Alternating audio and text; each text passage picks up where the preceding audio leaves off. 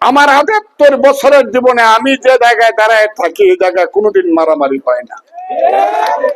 কাজে আমি বলি খেলাধুলা হবে, ছেলেরা ফুটবল খেলবে, ছেলেরা ক্রিকেট খেলবে, আনন্দ করবে, মানুষ আনন্দ করবে, মানুষ তার জীবন জীবিকা নির্বাহ করবে সুন্দরভাবে।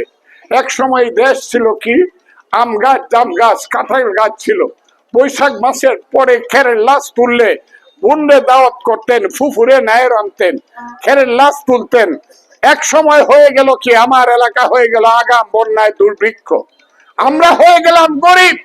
যে কৃষকের বাড়িতে 5টা হালের বলদ ছিল, যে কৃষকের বাড়িতে 10টা আম গাছ নারকেল গাছ ছিল, সেই কৃষকের ছেলে চলে গেল নূরের সালা। সেই কৃষকের ছেলে চলে গেল 3 নম্বর ধামালপুর। সেই কৃষকের ছেলে চলে গেল ভাটি এলাকা থেকে কোথায়, ওই পাগলা চিটাগাং সিলেট মাটি কাটার জন্য। আমি যদি এমপি হই এই এলাকাটা পরিবর্তন করে আমার দেশে যাতে আবার মতো অন্য দেশ থেকে কাম করতে হয় এই ব্যবস্থাটা আমি করে, ওই ব্যবস্থাটা আমি করে ছেড়ে দেব যে ভাটি এলাকাতে অন্যরা কাম করতে আসে। এখন আপনাকে কুরবানির ঈদে একটা গরু কুরবানি করতেন 1 লাখ টাকা দাম, আপনি দান বেচতে পারবেন না। ওই তেহান লাগে ছেলে যে ওই যে 3 নম্বর দামালকুটে কি কাম করে কষ্ট করে তেহার করে, এই ছেলে তেহানা দিলে আপনার গরু কুরবানি হয় না। কথাটা হাসা। এই দেশটা আমি পরিবর্তন করে দেব।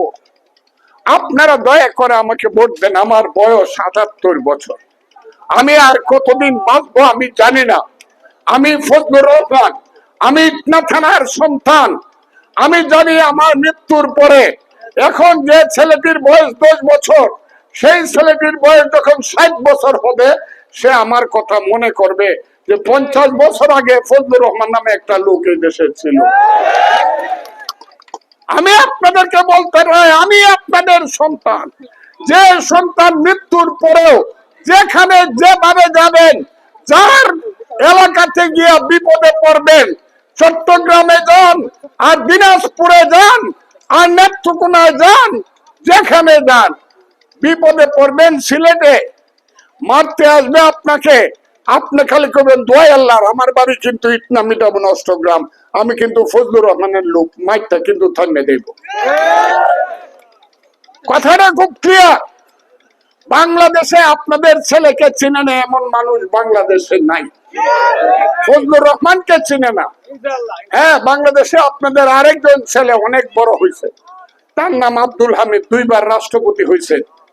উনি পদে বড় হয়েছে। আব্দুল হামিদ পদে বড় হয়েছে আর আমি রাজনীতিতে বড় হয়েছি। দুইটার মধ্যে বেশ কম আছে, দুইটার মধ্যে বেশ কম আছে। কিন্তু আমি ঘরে ঘরে মানুষ ফজলুর রহমানকে ব্যক্তিগত ভাবে চিনি। It is Fazlur Rahman. বাংলাদেশের এমন কোন মাঠ নাই যে মাঠে আমি বক্তৃতা করি নাই। বাংলাদেশের এমন কোন জনপদ নাই যে জনপদে আমি কথা বলি নাই।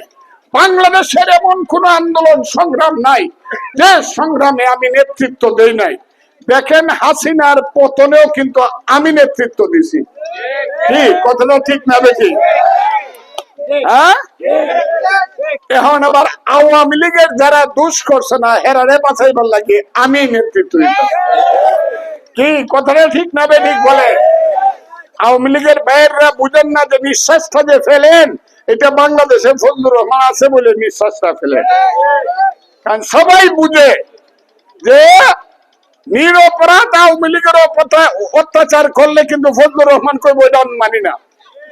এবং এটা আমি আমার নেতা তারেক রহমান সাহেবকে গিয়ে বলবো নিরপরাধের উপরে কোনো অত্যাচার করা যাবে না। লিডার এই কথাটা বুঝে আমারে পছন্দ হইলে ভোটটা দিয়ে আওয়ামী লীগের ভাইয়েরা, আমারে পছন্দ হইলে ভোটটা দিয়ে। কিন্তু আরেকটা কথা বইলা যায়, আমারে পছন্দ না হইলে রাজাকাররে কিন্তু ভোট দিয়েন না। রাজাকাররে যদি কেউ ভোট দেন,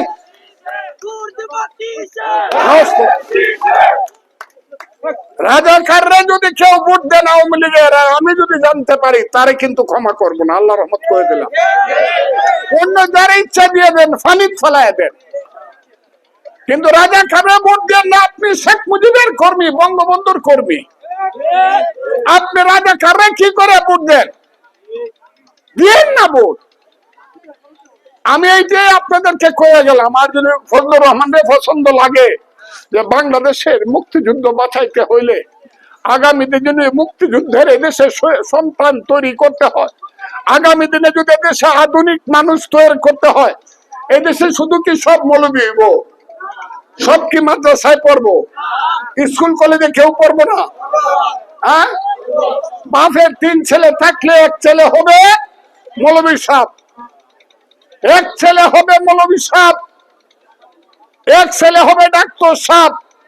না হলে বুকটা খালি একটু ব্যথা করলেই কেন বলে এই তাড়াতাড়ি যা সৈয়দ নজরুল যা, সৈয়দ নজরুল যা, যান নাকি? কথায় ঠিক না বেঠি? নাকি বলে মৌলবি সাহেবের কাছে যা?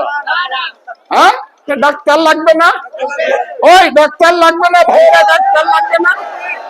আপনার ছেলেকে আপনি ডাক্তার বানাবেন না?